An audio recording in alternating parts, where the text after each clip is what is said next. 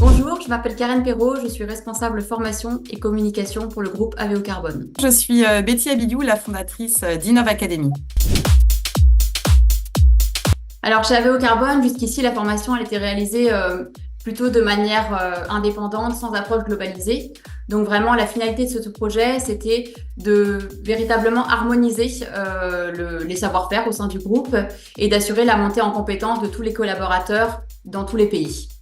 Donc pour ça, on a mis en place un plan d'action avec plusieurs objectifs.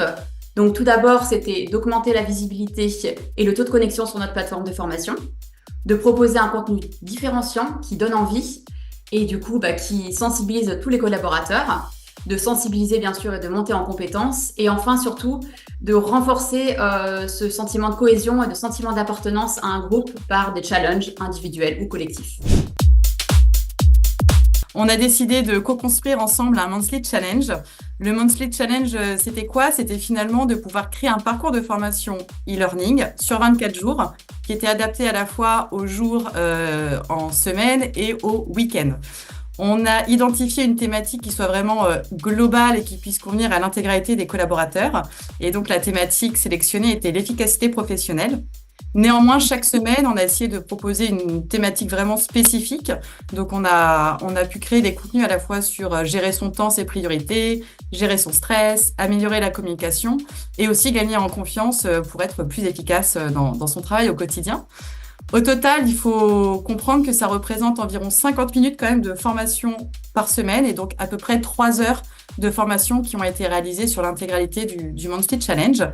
Et puis l'objectif que l'on avait, encore une fois, pour les faire revenir sur la plateforme, ça a été vraiment de créer et de varier les activités pédagogiques. Donc on a proposé des podcasts, des vidéos pédagogiques, des séquences interactives, des défis individuels et collectifs, et encore aussi des exercices de relaxation pour les week-ends.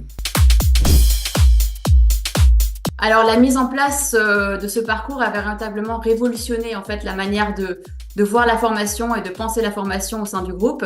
C'est vrai que l'objectif de ce projet il a été atteint, voire même dépassé, puisqu'on a eu plus de 84% de taux de connexion sur l'ensemble du Monthly Challenge et 100% de nos collaborateurs se sont connectés au moins une fois durant le mois. Le projet a été très apprécié par nos collaborateurs parce que donc 90% ont vraiment apprécié cette formation et 95% de nos salariés disent qu'ils vont utiliser cette formation dans leur apprentissage professionnel. Donc la réussite du Monthly Challenge, bien sûr, ça a été aussi un tremplin pour nous pour continuer sur des projets formation. Et depuis, on a mis en place d'autres projets tels qu'une plateforme de formation en langue, une newsletter thématique sur la formation et aussi des formations produites en interne.